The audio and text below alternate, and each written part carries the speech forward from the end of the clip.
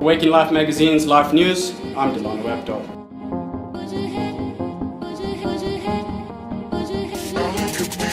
Reports have emerged since the April 10th bombings in Egypt that the Islamic State ISIS have claimed responsibility for the two attacks. Of particular interest, though, is whether the two attacks that occurred in Mark Gerges Church in Tanta, as well as the St. Mark's Church in Alexandria this week, may have a more ritualistic connotation to it, given the fact that these two attacks occurred specifically on Palm Sunday, one of the holiest days in the Christian calendar. A few days prior to the bombings, President Sisi and President of the United States of America, Donald Trump, met together at the White House in Washington, D.C., in order to discuss ways and means as to how to fight terrorism, including attacks made by ISIS. However, the fact remains that it is the civilians of Egypt who continue to suffer the most.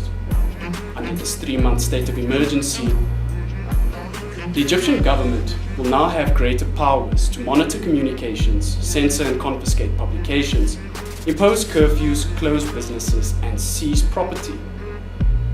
In addition, New York-based NGO Human Rights Watch adds that the emergency laws will also endow the police and the military with virtually unlimited power to arrest and allegedly abduct, torture, and murder suspected enemies of the state.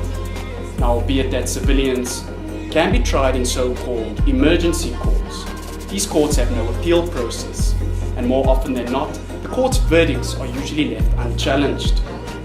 One civilian told the media that, and I quote, "People are starting to think that, well, these people were attacked while they were praying. Who's to say this wouldn't happen to me while I walk down the street?" As fearful as things may be, during a funeral service that took place 2 days ago in Alexandria, many of the Copts who came to mourn for the lives of the victims at the churches remained somewhat resolute and insisted that they will continue to pray for the rest of their lives and keep going to church.